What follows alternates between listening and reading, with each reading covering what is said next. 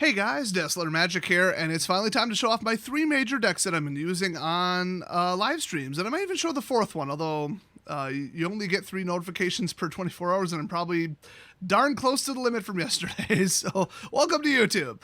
But anyway, I wanted to show off the Stole Your Stuff deck, formerly called Copy or Go Burr, and then I realized that I have completely moved away from a cloning deck. I mean, there's some cloning. I still got Talisman, but a lot of the good cloning stuff cycled out. So this is, by the way, in the 2022 queue, where standard cycling has already happened. Only 4 sets are legal. And this is a pretty good power deck, very fun. My other 2 decks are more powerful, so I thought I'd start with this. If you need some blue-green spells for your daily, this is the one to do it with. Otherwise, the green-white version is a little bit more powerful. Well, I don't know. This is more powerful, but it's slower, so it's a worse match for the meta. Let me put it that way. And also, this doesn't have anywhere near enough Death Touchers. In fact, I think there's 0, which is not nearly enough. But I'll break down what this does, and then I'm not going to show any gameplay because you've seen it in the background of like every single video for the last 2 weeks, plus all my live streams. So, I mean, come on. Also, I want to get all 3 of these vids done today, and 1 deck video with editing with recording the footage takes about 8 hours, so that ain't going to happen. But anyway, let's jump into it. So we got the Bubble Snare. I love it. Pay 1, pin something, or you keep something tapped that's already tapped, or you can put it on just anything, and the next time it gets tapped, it's screwed, but they'll just block with it forever. Or a swing for the win. Or you can just pay the full 4 with the kicker and tap it and then keep it that way. So the fact that this costs 1 and you can stop like goblins, yeah, 4 of, easy. Trickster's Talisman, you hit, you clone. Otherwise, it's +1/+1. That's kind of cool. It doesn't work on legendaries. It's mostly for cloning their stuff. I was tempted to cut this, but it's really good for a backup. Then I had so many problems with flyers in this deck that I put in 4 copies of Elven Bow, which can create its own creature if you pay 2 more, but otherwise it's a 1-drop, equip 3, that gives +1/+2 in reach, which is huge. I mean, that's gigantic. Then we got just land fetcher, triggers, Magecraft. It only goes to get 1 land, but if you pay 4, it goes to get 2, which is really nice. Doesn't slap into play or anything, but, you know, just a good spell. Then we got a Flying Death Toucher, because duh, everything in the meta is flying right now, especially Strixhaven. Especially Angels, those are the 2 heavy ones. Then we got Quandrix Apprentice. And the D&D Dragon sets, duh. So Magecraft, go get a land, a basic land, and slap it directly into play. Or no, into hand, pardon me. I know how this deck works, I swear. But this is big. I mean, it's a 2/2 for 2. It's early. Then you get to start just slamming extra lands into play eventually. So then we got a land that's also a cloner. I mean, come on. This is ridiculous. I love this. Then we've got Jace. I mean, he's there for scry and draw, slight card advantage, take the pressure off your life total.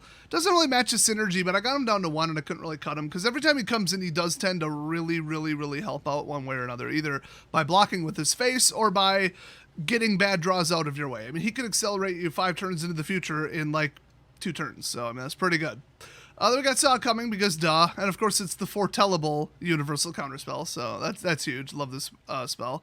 Then we got Augmenter Pugilist. He's cool because if you have 8 or more lands, he becomes an 8/8 with trample. Otherwise, he's a 3/3 for 3, which, you know, okay. And then Echoing Equation, you turn all of your creatures into one of the creatures that you own, and legendary is ignored. So you want, you know, 10 rampaging Brontodons or something. I mean, this works great with Scute Swarm. Otherwise, you know, it's just kind of fun. I don't usually get Echoing. I usually just drop an Augmenter. It's one of those late game win cons that you can throw out on turn 3 if you really need a blocker. So not too important. I wouldn't put 4 in, but it's all right. Then we got Broken Wings. This is one of the most important spells in the entire color green in the entire 2022 queue. So yeah, instant speed, common, 3 cost, destroy target artifact, enchantment, or creature with flying. You can't get any better than that. If people running Plummet need to reconsider their life choices and run this instead.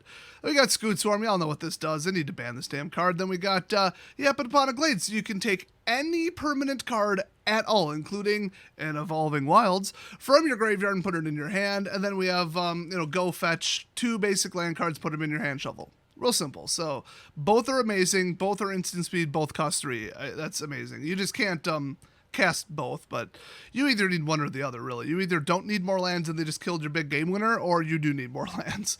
Then we got Archmage Emeritus. Woo! So he's pretty cool. I mean, I think my other deck runs like 4 of them or something, but for this, I just don't run that many instants of sorcery, so I don't get that many Magecraft triggers, which is why I cut them to 1 copy, but that's the only reason. Then we got Inscription of Insight. This thing rocks. I mean, you got to pay 8 to get all 3, but pay 4, sorcery speed, whatever. You take 2 of the creatures, bounce them back to hand. I mean, something with counters, something with equipment, they're done. You just set them back 1 to 2 turns, and that's all you need. Otherwise, scry 2, draw 2. That's huge, because it gets, bad cards out of your way and overloads your hand by 2, so that's nice. Then we get target player creates an XX blue illusion creature token in case of emergency, where X is the number of cards in your hand. So that's kind of cool. I mean, if you have cards in your hand, you don't usually need a creature, just cast a damn creature. But if you got a bunch of control spells and cloners and kidnappers, hit the gas, get a 5/5 dog. It's not too bad. Oh, is it a dog? Wait. No, it just says illusion creature. Oh, it's actually the thing on the left. That's why they're showing it. Okay. The other guy creates dogs. Mordenkainen does. So then we got tempted by the Oriq, just, steal something permanently. They cannot get it back, but it's mana value 3 or less. So 3 is really where you want to be. And by the way, it says creature or planeswalker.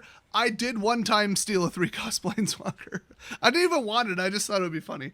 Then we got Vastwood Surge. Oh, yes. I mean, that's huge because it takes 2 basic lands and drops them directly into play. If you have 8 mana, drop a 1/1 counter on every single creature you control. That doesn't happen very often, but if you didn't even need the damn lands, but something is in play, you probably will get 2 landfall triggers because the whole damn deck is landfall, and then everything getting 1/1 counters. I mean, that's just insane. So I love this, and on turn 4 it's pretty good too because it'll get you to 6. They go straight into play. You might even be able to drop in naturally a 7th one because these don't count towards your land drop for the turn. I mean, it's just, this whole deck was so 4 and up, as you can see. Like, it's just, 1, 2, 3, nothing too important, just some dumb setup stuff and some trigger stuff that relies on other stuff. And then we got the big boys, the bombs, and the game winners. So I had to cut this way down because it wouldn't help you out if you're stuck at 2 or 3 land either. And the whole deck CMC was insane. I actually wonder what it is. I should check. Let's see. 3 on the dot. Yeah, that's high. that's really high. All right, so then we've got Quandrix Cultivator. I like this guy. He just, you drop him in, he brings a land with him. You go get a forest or island, drop it straight into play, and then he's a 3/4.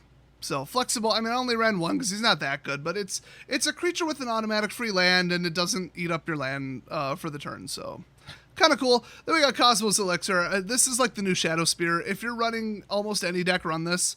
Because, I mean, sitting there healing for 2, they basically have to kill you twice.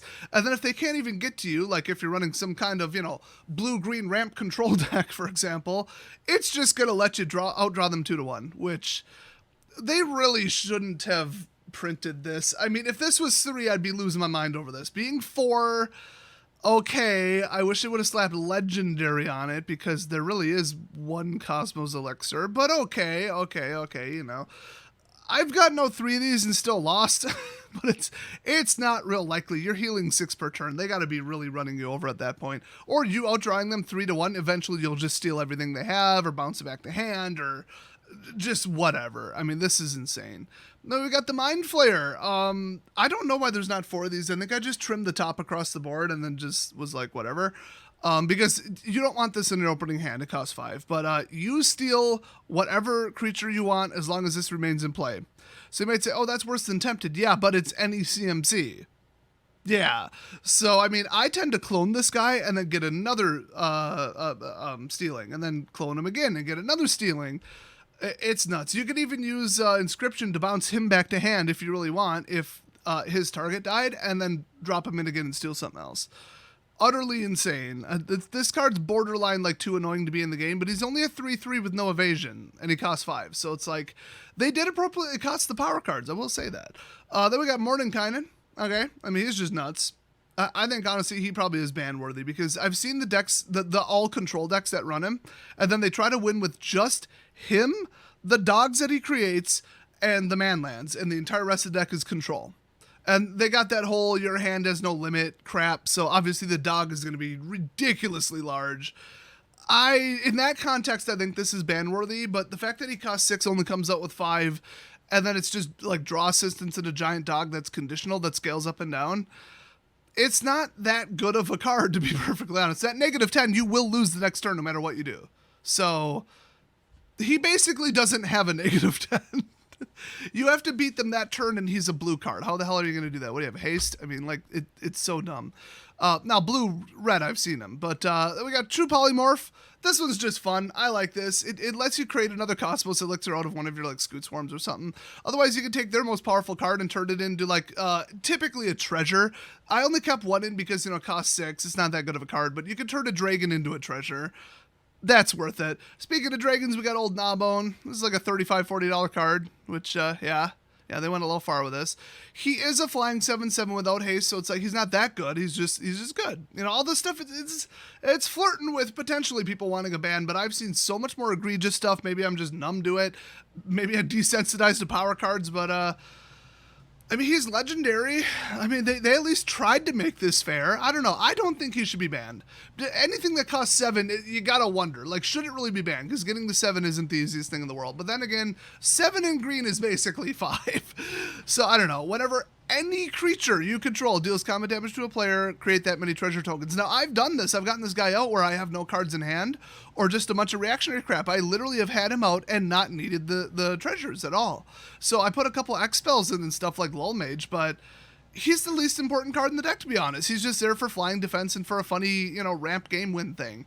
So, yeah, I don't know. He is the most expensive card in that set, I do believe, though. Then we got Coma. Okay, I don't know why the hell I'm running one Coma. What am I thinking here? I guess probably because it costs 7. But I dropped it in because he just wins, period. He just wins games. It's unlimited tokens. You want to talk about something that should be banned, even though it costs 7? This is so evasive and so impossible to stop. I hate everything about this, and they need to get rid of it immediately. So obviously I'm running one of it. Then we got Lullmage's Domination. This lets you steal something, but only if you can pay its mana value +3, basically. So, yikes. You want to steal like a 5 cost, you better have 8 mana, which who has 8 mana? Well, this deck, but it definitely makes it a fair card, and it's sorcery speed, but it costs 3 less to cast if it targets a creature whose controller has 8 or more cards in the graveyard. So remember that. Oh boy, and also you can steal a token for 3 blue mana. You can just X = 0, and I've stolen some very big tokens like 4/4 Angels with counters on them.